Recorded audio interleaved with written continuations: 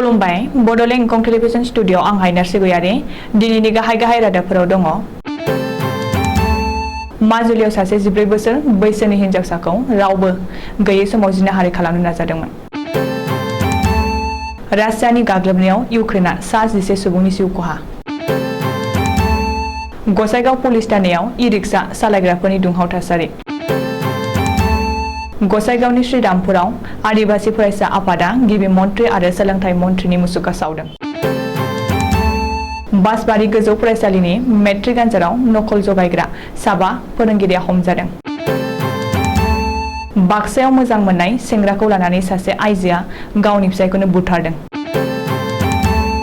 डिब्रुगड़ इउनिभार्सिटियाव रेगिं खालामनाय सानै फरायसाखौ 2 बोसोरनि थाखाय एरख'दों।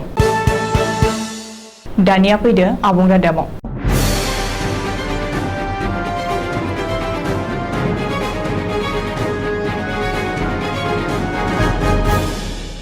सासे 14 बोसोर बैसोनि सासे उन्दै हिनजावसाखौ जिनाहारि खालामनो नाजादोंमोन। मख'जाथावदि माजुलि जिल्लायाव सासे दुथां सुनिल पाटेल मुंनि सुबुङा सासे 14 बोसोर बैसोनि उन्दै हिनजावसाखौ न'आव रावबो गैयै समाव थांनानै जरजबस्तियै गथ'खौ हमख्रबनानै जिनाहारि खालामनो नाजादोंमोन।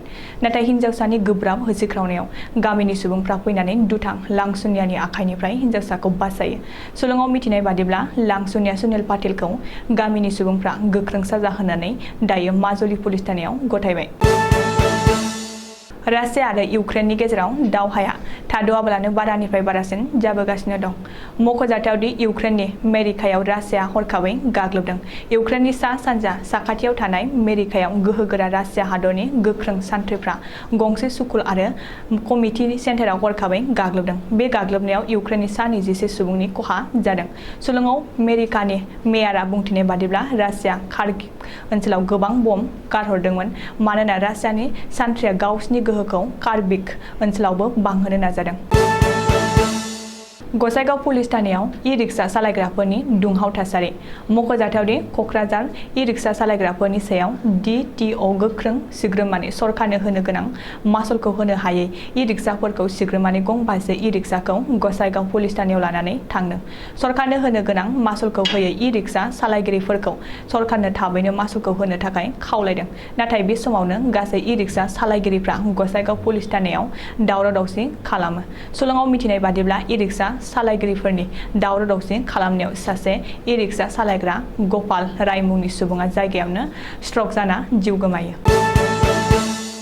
गोबाव समनिफ्रायनो आदिबासीफोरखौ ट्राइबेल स्टेटास होनो थाखाय दाबि खालामबोबाय थानायनि उनावबो गावसोरनि दाबिखौ आसाम सोरखारा सुफुंजोबैयाव खुद्रिनानै आसाम ट्राइब्स फरायसा आफादा बिस्थिबारखालि गिबि मन्थ्रि डक्टर हिमन्त बिश्व शर्मा आरो सोलोंथाइ मन्थ्रि डक्टर रनेश बेगुनि मुसुखा सावदों।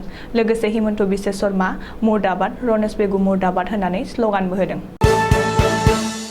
क'क्राझार जिल्ला फटबटजरा महकुमानि बेन्दोङाव बासबारि गोजौ फरायसालियाव मेट्रिक आनजाद सोलिफुबाय थानाय समाव फरायसाफोरनो नकल जगायग्रा गुबुन गुबुन फरायसालिनि 7 लोगो फोरोंगिरिफोरखौ एक्सटार्नेल अफिसार एबा SO अमर सिंह ब्रह्मआ हमदों। मख'नो गोनांदि आजिरा मोननाय block elementary education अफिसारा Amar Singh ब्रह्मआ मेट्रिक आनजादनि SO महरै सालबारि गोजौ फरायसालिनि सेन्टाराव HO महरै थिसनजादोंमोन।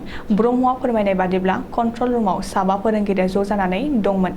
हमजानाय फोरोंगिरिफोरनि मुङा फारियै दिन्दिङा गोजौ फरायसालिनि गाहाय फोरोंगिरि महादेब राय, बासबारि गोजौ फरायसालिनि लोगो फोरोंगिरि कृष्णा बहुजदार, कुर्सकाती गोजौ फरायसालिनि लोगो फोरोंगिरि निरन्जय सरकार, UN ब्रह्म एकाडेमि फोरोंगिरिनि अमर ब्रह्म आरो रिना ब्रह्म।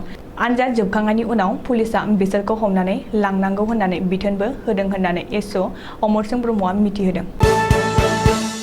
मोनसे दुखुनांथाव जाथाय। मोजां मोननायनि लैथोआव गोजावनानै गावनि फिसायखौनो बुथारनानै खरसे फुख्रियाव गारसोमना दोनदों।